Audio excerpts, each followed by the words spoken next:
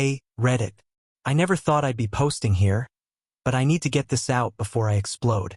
My name's Brent, 29M, and until a few days ago, I thought my life was on track. I had a solid job, a great group of friends, and most importantly, I had Patricia, 27F, the love of my life. Or at least that's what I thought. We've been together for 3 years, living together for almost 2. I was planning to propose soon, like real soon. I had even started looking at rings, trying to find the perfect one. Patricia and I always talked about marriage, kids, our future, or so I thought.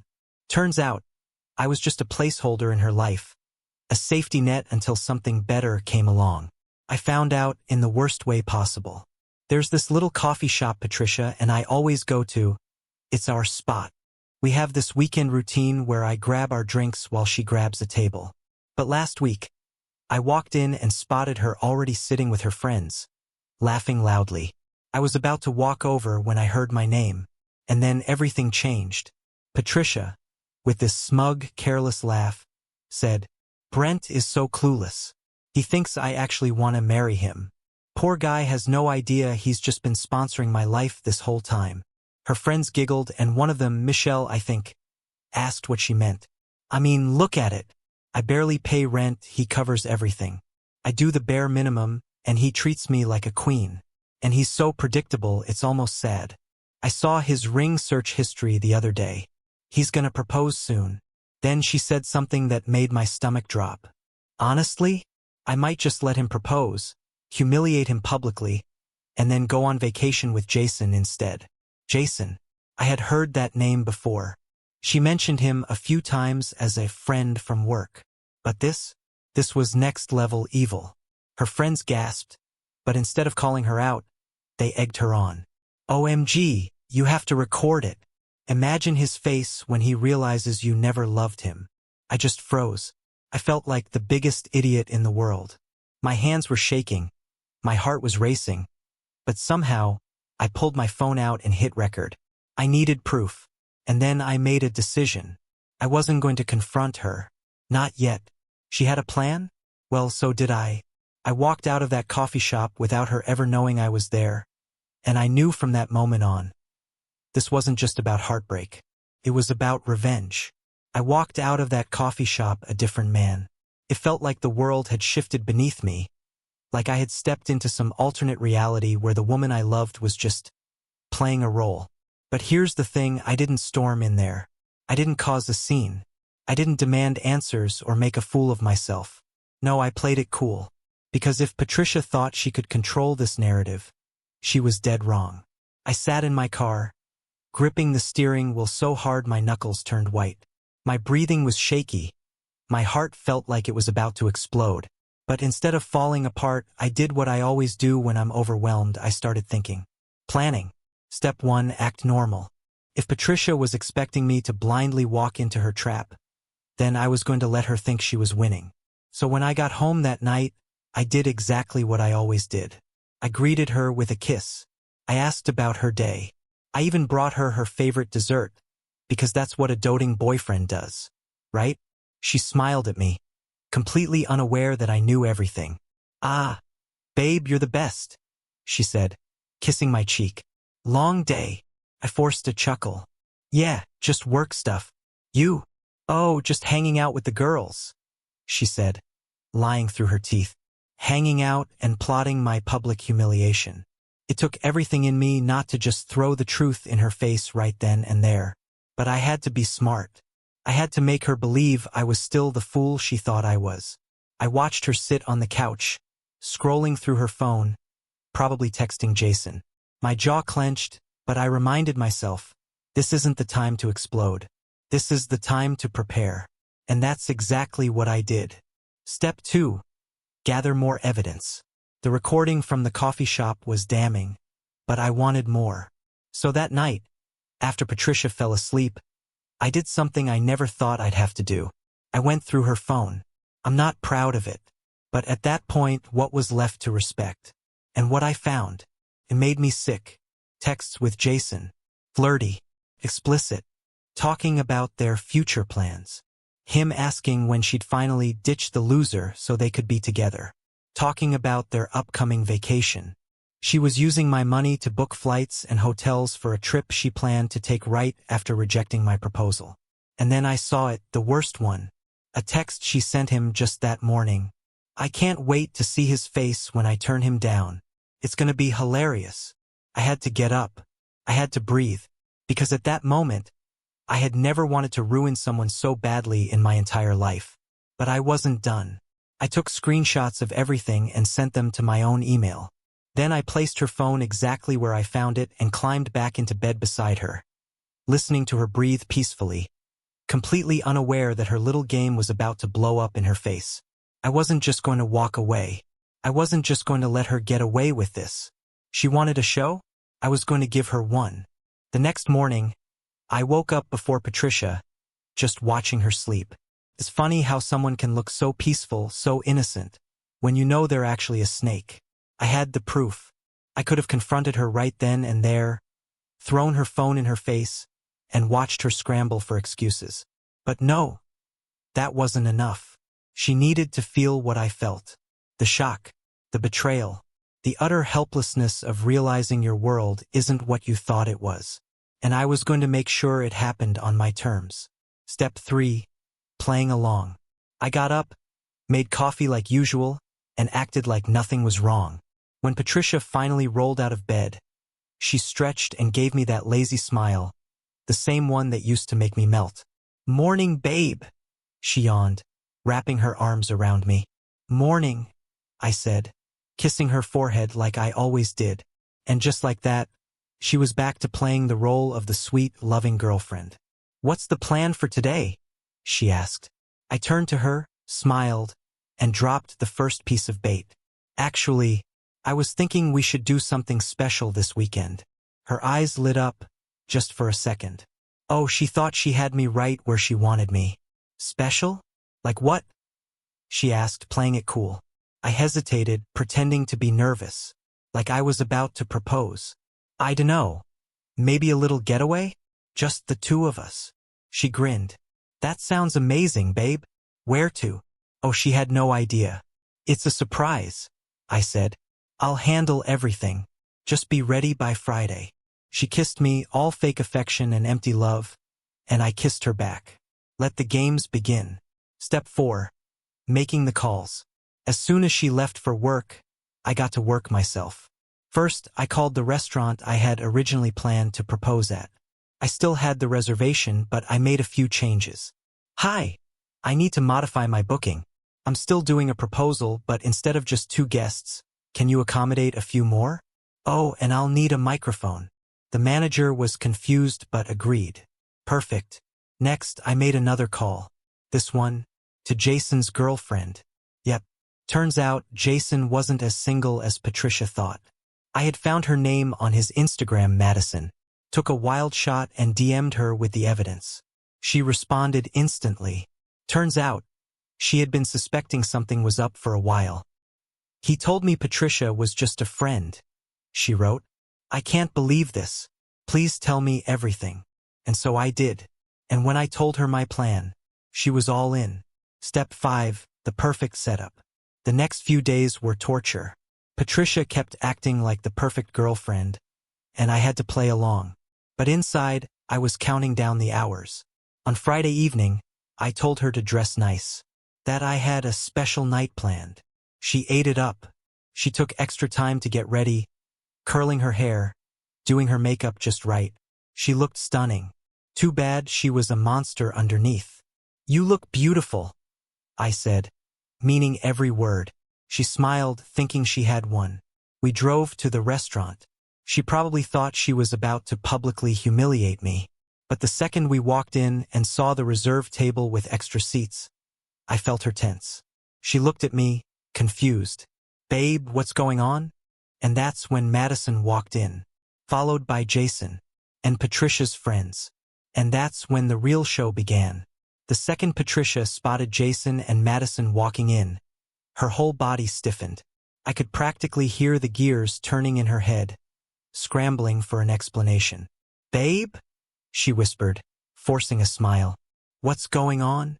I leaned in, giving her the same smile she had been giving me for years. "Oh, just a little surprise, sweetheart. You love surprises, don't you?"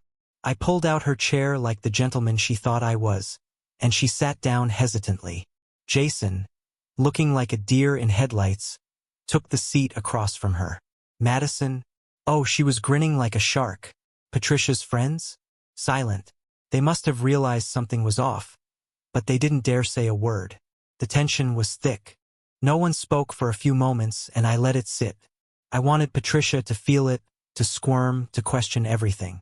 Then, I clinked my fork against my glass and stood up. "Ladies and gentlemen," I said, my voice steady, stronger than I expected. "I brought you all here tonight because I have something very important to say." I glanced at Patricia. Her fake smile was faltering, her fingers gripping the tablecloth so hard her knuckles were white. "Patricia, these past 3 years have been the most eye-opening of my life. You've been my world, my love, my everything." Her eyes lit up for a second, like maybe, just maybe, I was still about to propose. "And it turns out, I've been nothing but a fool." Boom. The color drained from her face. I pulled my phone out, opened the recording from the coffee shop, and hit play. Her own voice filled the air. "Brent is so clueless. He thinks I actually want to marry him. Poor guy has no idea he's just been sponsoring my life this whole time. I saw his ring search history. He's gonna propose soon. I might just let him propose, humiliate him publicly, and then go on vacation with Jason instead." Silence. Dead. Silence. I let it play all the way through, every disgusting word, every laugh from her friends. Jason looked at Patricia, his face twisting in disgust. "Are you freaking kidding me?" Madison, arms crossed, let out a dry laugh. "Wow, Jason, you really pick 'em well. Huh." Patricia, she was frozen, completely shell-shocked, her mouth opening and closing like a fish gasping for air. And then, she snapped. "Brent, I can explain. No need." I cut in, calm as ever. "I got all the explanations I needed when I went through your phone." Her face went white. "Oh yeah. Sweetheart, I saw everything. The messages, the vacation bookings, the plans to embarrass me in public. But guess what? Looks like I got to it first." I turned to Madison, who was still glaring at Jason like she wanted to throw her drink in his face. "Madison, you wanted to say something to Jason?" She smirked and slapped her phone down on the table. "Yeah, Jason, we're done." Hope Patricia was worth it. Jason, scrambling now, turned back to Patricia. "Wait. Babe, you told me you were gonna leave him first." Madison and I both laughed. "Oh, you poor, dumb idiot," Madison said. "She was never going to leave him. She was using you, too. Guess you both got played," I added. Jason turned on Patricia. "Are you serious right now?" Patricia, fully panicking now, reached for my hand. "Brent, please." Pulled away. "Save it. We're done. Oh, and by the way," I pulled a small envelope from my pocket and slid it across the table. "Consider this your eviction notice. You've got a week to move out." Her jaw dropped. What? You can't kick me out." "I can. My name is on the lease. Not yours. Pack your bags." The restaurant was dead silent, except for Madison's barely contained laughter. Jason got up first, storming out without another word. Patricia sat there, stunned, her whole world collapsing in front of her. Me? I just picked up my drink, took a sip, and smiled. "Guess that proposal didn't go the way you expected." "Huh?" Patricia sat there, completely stunned, as if her brain was still trying to reboot after the absolute destruction I had just delivered.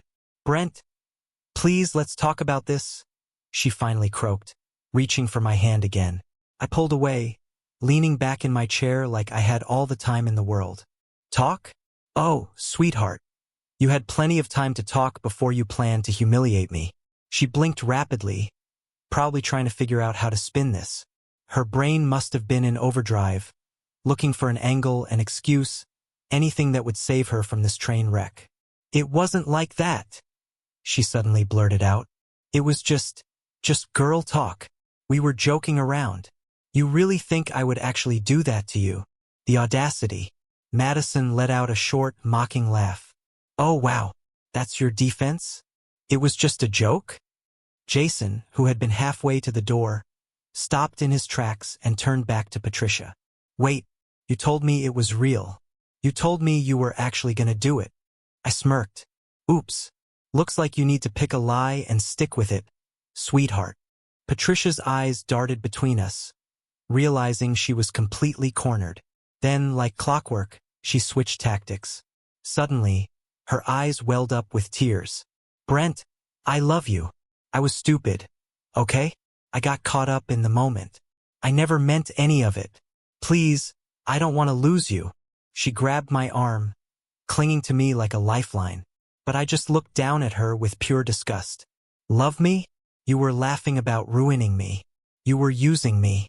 And now that you've been exposed, suddenly you love me? I shook my head. No, Patricia. You love what I gave you. The apartment, the financial security, the comfort. But me? You never loved me. And now you've lost everything. The tears kept coming, but I wasn't buying it. Not this time. Jason scoffed. Unbelievable. You played both of us. Madison, still enjoying the show, leaned in and said, Damn, Patricia, you really fumbled this one. Huh? That's when Patricia snapped. You think you're so smart? She screamed, slamming her fists on the table. You set me up. You humiliated me. How could you do this to me, Brent? I raised an eyebrow. You mean, like you were planning to do to me? Her face turned bright red, and she looked like she was about to explode. But I just stood up, took a deep breath, and pushed my chair in like a civilized person. Well, this has been fun, but I think I've made my point. I turned to Madison and smiled. Drinks on me. You deserve it. Madison grinned. Gladly. Jason, still looking like an absolute fool, stormed out, probably off to process the fact that he had been played just as hard as I had. Patricia, she just sat there, shoulders shaking, completely broken. And I walked away, leaving her with exactly what she had planned for me. Public humiliation, heartbreak, and absolutely nothing left. I walked out of that restaurant feeling lighter than I had in weeks. 3 years of my life had been wasted on a woman who saw me as nothing more than a walking ATM. But at least now, she knew exactly what it felt like to be on the other side of betrayal. Madison and I stepped outside, both taking a deep breath of the cool night air. Damn, that was satisfying, she said, crossing her arms with a smirk. You really pulled that off perfectly. I shrugged. She deserved worse. Madison scoffed. Well, don't worry. Jason's gonna get his too. I'm heading home to throw all his crap on the lawn. I chuckled, giving her a fist bump. Send me a picture. I could use a laugh. We said our goodbyes and I drove home, finally feeling some sense of control again. But as soon as I walked through the door, reality hit me. Patricia still lived here. Her clothes, her stupid decorative pillows, the candles she never actually lit, they were all over the place. It made my stomach turn. Not for long. I grabbed a suitcase from the closet and started packing her stuff. I wasn't going to wait for her to do it. She had a week, sure, but that didn't mean I had to live with her in the meantime. Halfway through stuffing her designer handbags into the case, which I'm pretty sure I paid for, my phone buzzed. I didn't even have to check. I knew it was her. I sighed, debating whether to ignore it, but curiosity got the best of me. Patricia, 9 missed calls. New message. Brent, please, just talk to me. I made a mistake. Okay? I never meant to hurt you. Please don't do this. Come on. I have nowhere else to go. I need you. Let's talk in person. Please. I stared at the messages, shaking my head. I need you. She didn't say she loved me. She didn't apologize for what she did, just for getting caught. I wasn't falling for it. I typed back one sentence. You have a week to get your stuff. Then I blocked her number. The knock on the door. The next morning, I woke up feeling refreshed. No texts, no fake sweet good morning messages, no pretending. I made coffee, sat on the couch and just breathed until there was a loud knock on the door. I already knew who it was before I even opened it. Patricia stood there, looking like she hadn't slept all night. Her eyes were red, mascara smudged, probably from all the crocodile tears she had been shedding. "Brent, please, can we just—" I didn't even let her finish. "Your stuff is in the guest room. You've got a week." I started to close the door, but she shoved her foot in the way. "Wait, just give me 5 minutes. Please." I sighed, rubbing my temples. "Patricia, I don't want to hear it. You said everything you needed to say at that coffee shop." Her lips trembled, and then, as expected, she flipped the script. "You're being so heartless. I made one mistake, and now you're throwing me away like trash." I let out a dry laugh. "One mistake? Patricia, you plan to publicly humiliate me and run off with another guy. That's not a mistake. That's a premeditated betrayal." She clenched her fists, breathing heavily, but then her expression changed. Her voice softened. Her eyes got all teary again. And just like that, she was back to fake innocence mode. "Brent, I was scared, okay? I didn't know how to end things. I thought you'd never let me go."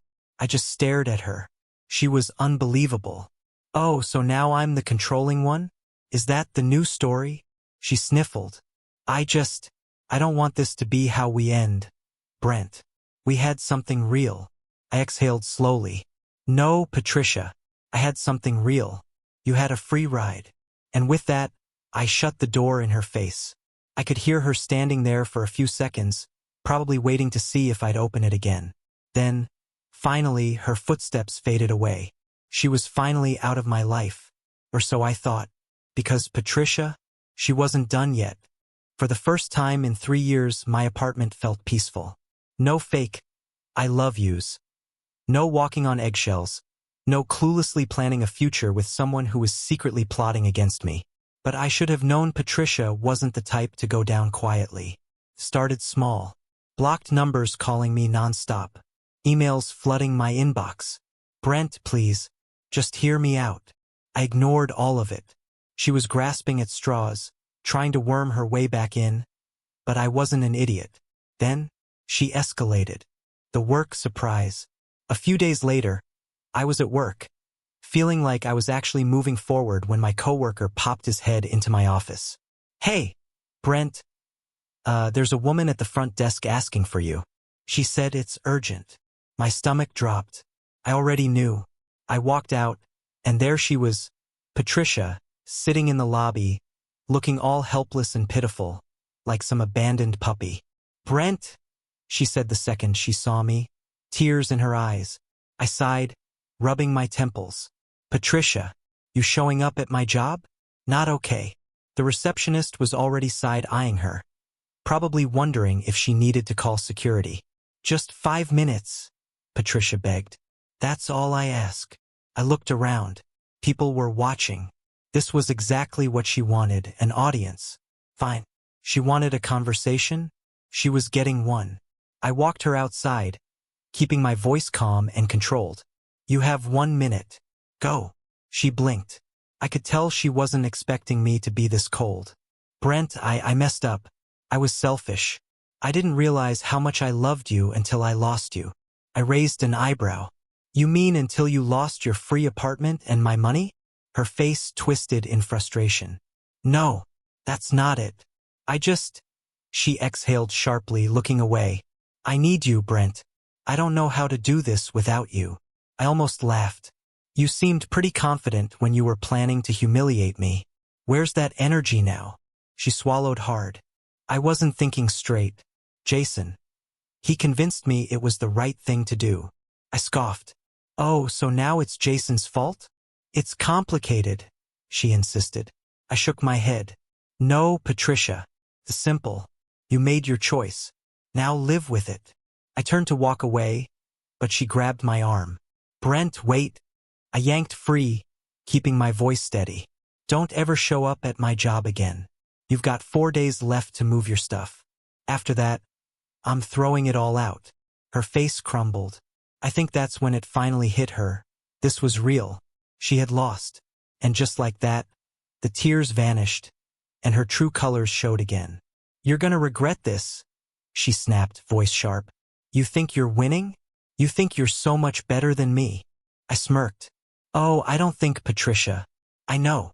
And with that, I walked back inside, leaving her standing there completely powerless. The next move, sabotage. I should have known Patricia wouldn't go quietly. The next morning, I woke up to a flood of texts from my friends. Michelle. Dude, Patricia is blowing up the group chat. You need to see this. Jake. Bro, she's losing it. Claiming you cheated on her? Lameo. We all know that's BS. I opened the chat and there it was, Patricia rewriting history. Brent was never the good guy he pretends to be. He cheated on me first. He emotionally manipulated me. He was controlling. I was just trying to get out of a toxic relationship. I burst out laughing. She wasn't just trying to save face. She was painting herself as the victim. I typed out one simple message. Patricia, I have a recording of you admitting to using me. Keep lying and I'll post it. She left the group chat within seconds. Too easy. Final warning. That evening, she sent me one last email. Brent, I know you hate me right now, but please let's talk one last time. No drama. No tricks. Just closure. I stared at the screen. Closure? I already had it. Still, a part of me was curious. Was she going to beg? Try to flip the script again? Or did she have one last move? I wasn't sure, but I was about to find out. I agreed to meet Patricia. Public place. Broad daylight. I wasn't stupid. She sat across from me at the cafe, looking exhausted, like she hadn't slept in days. Good. Brent, I just want to talk. I sipped my coffee. Then talk. She exhaled. I messed up. I got caught up in something stupid, and I ruined the best thing in my life. I said nothing, just watched her squirm. I don't expect you to take me back, but can we at least stay friends? I almost laughed. Friends. I leaned in. Patricia, I wouldn't even wish you well. We're done. Her face fell. She knew now there was no coming back from this. She wiped her eyes, nodding slowly. Okay, if that's what you want. She got up, hesitated for a second, then walked away. I thought that was the end of it. It wasn't. I thought Patricia had finally accepted reality. I was wrong. 2 days later, I got a text from an unknown number. Brent, I'm pregnant. We need to talk. I actually laughed out loud. This was her final card? A fake pregnancy? Pathetic. I typed back. Cool. Send me the ultrasound. No response. Oh, and let's go to the doctor together. Just to be sure. Still no response. A few hours later, the number was disconnected. Nice try, Patricia. She had officially run out of tricks. And just like that, she was finally gone. A week passed. Patricia was finally out of my apartment, and for the first time in years I felt free. Then, one evening, I got a call from Madison. Hey, Brent, you're gonna want to see this. She sent me a screenshot. Patricia and Jason, back together. The caption, New Beginnings Red Heart. I stared at it for a second, and then I just laughed. After all that, after throwing her life away, after begging me to take her back, she ran straight to the guy who helped destroy everything. Guess they deserve each other. I texted back. Madison replied with a laughing emoji. Karma works fast, huh? Yeah. It really does. I blocked Patricia for good. And finally, I moved on. I thought I was finally done with Patricia. I was wrong. It started with small things. Blocked numbers calling at odd hours. A car I didn't recognize parked near my building. A feeling like I was being watched. First, I brushed it off. But then, I got a letter. No return address. Just my name on the front. Inside, in messy handwriting. I know I messed up, but you don't just stop loving someone overnight. I see you moving on. And it hurts. I don't know how to let go. I don't want to let go. Please, don't forget me. I exhaled slowly. Patricia wasn't just bitter. She was obsessed. At first, I ignored the letter. Maybe Patricia just needed closure. But then, another one showed up. Then another. Each one got more desperate. I can't sleep. I keep thinking about you. Do you think about me? I saw you at the grocery store. You looked good. Were you buying food for someone else? That one sent a chill down my spine. She was watching me. Enough was enough. I sent one final text to the last number she used. Patricia, if you contact me again, I'm filing a restraining order. No response. For 2 days? Silence. Then, on the third night, at 2 a.m., there was a knock on my door. I froze. Then a whisper through the door. Brent, please, just let me in. I grabbed my phone and called the cops. This had to end. I stayed dead silent. Phone pressed to my ear as I whispered to the dispatcher. There's someone outside my door. She won't leave. I have a restraining threat on record. Patricia knocked again. Softer this time. Brent, I just want to talk. Please. My heart was pounding, but I didn't answer. 5 minutes later, I heard the sound of sirens. Then banging on the door. Police! Open up! I yanked the door open, and there she was, Patricia, standing in her pajamas, eyes wild. Brent, you called the cops on me? She shrieked, stepping back. The officers grabbed her before she could run. Miss, step away from the door. Hands where we can see them. She turned to me, tears streaming down her face. Brent, please, you don't have to do this. I love you. I crossed my arms. No, Patricia, you don't love me. You just can't stand that I don't love you anymore. The officers led her away as she sobbed and screamed my name. I watched, expressionless, as she was put in the squad car. Finally, it was over, or so I thought, because Patricia wasn't done yet. After the cops took Patricia away, I finally thought it was over. But the next morning, I woke up to chaos. My phone was blowing up. Missed calls, texts. Michelle? Dude, Patricia just posted some crazy stuff about you. Jake, bro, check Facebook. She's lost it. I opened my phone, and my jaw dropped. Patricia had posted a long, dramatic rant claiming I was an abusive, controlling psychopath. That I had gaslit her, manipulated her, and ruined her life. Brent isn't the victim. He's the monster. He made me this way. He broke me. And now he's trying to make me disappear. Hundreds of comments. Some people believed her. Some didn't. But I wasn't about to let her rewrite history. I took a deep breath, opened my messages, and sent the recording from the coffee shop to everyone we knew. Then, I posted one thing under her rant. Nice story. Here's what you actually said when you thought I wasn't listening. Attached recording. Within minutes, her entire post was getting destroyed. Wait, so she really did plan to humiliate him? LMAO, she played herself. Patricia, you're a liar and a psycho. She deleted everything within the hour. And just like that, her final move had failed. I had won. After Patricia's last stunt blew up in her face, she finally disappeared. No more calls. No more letters. Nothing. I finally felt free. I focused on myself. Got back into the gym. Hung out with my real friends. Even started seeing someone new. Nothing serious, just something healthy for once. Then one day I ran into Madison. So, heard from Patricia lately?